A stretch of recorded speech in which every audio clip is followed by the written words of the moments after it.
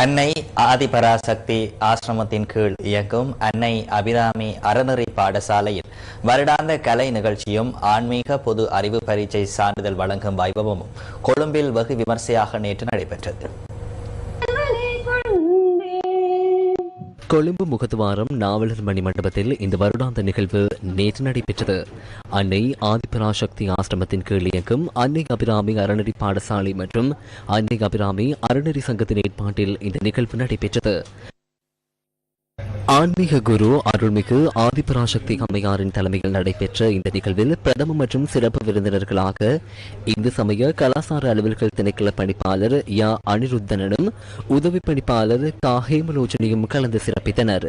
பாடசாலை என்று நாம் கல்வியை கற்கின்றோம், ஆனால் தெய்வ நிலை இல்லாமல் எதுவையும் சாதிக்க முடியாது என்பதுதான் இன்றைய இயற்கை சீற்றங்கள்.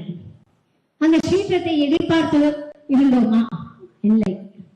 பெரியோர் சிறியோர் என்று நினைத்ததா? சாதி மதம் என்று நினைத்ததா? பணக்காரன் ஏழை என்று நினைத்ததா?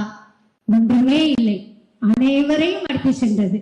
இதில் நாம் தெரிய வேண்டும், என்னுடைய வாழ்க்கை என் நேரத்தில் எப்படி எந்த முறையில் செல்லும் என்பதை நாம் அறியவில்லை.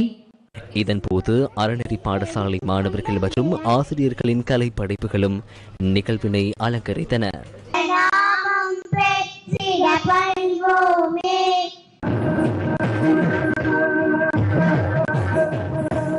தங்களுடைய குழந்தைகளுக்கு நல்ல செயற்பாடுகளை சொல்லிக் கொடுப்பதற்கு கூட இப்பொழுது நேரமில்லை. அவர்கள் தொடர்ந்தும் வேலை வேலை என்று அறிந்து கொண்டிருக்கின்றார்கள். உலகம் மாறிக்கொண்டிருக்கின்றது. இந்த காலகட்டத்தால் அவர்களுக்கு குழந்தைகளை வழிபடுத்துவது, நடைபெறுவது, அவர்களுக்கு தேவையான அறிவுரைகளை வழங்குவது என்பது மிகவும் குறைவாக இருக்கின்றது.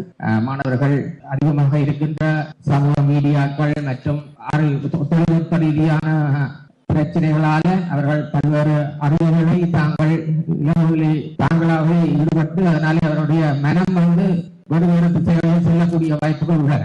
அந்த அறநெறி பாடசாலைகளும் ஆலயங்களும் சிறப்பாக செயற்படும் போது மாணவர்கள் அதாவது சிறுவர்கள் எதிர்காலத்தில் சிறந்த பிரஜைகளாக வருவார்கள் என்பது நாங்கள் அறியக்கூடியதாக இருக்கின்றது.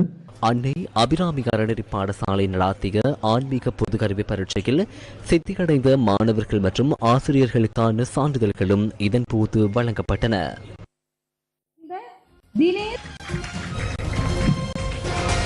இத்துடன் மதிய நேர பிரதான செய்தி அறிக்கை நிறைவு பெறுகின்றது. மீண்டும் சந்திக்கலாம் 2:25 மணித்தியால செய்திகளுடன். வணக்கம்.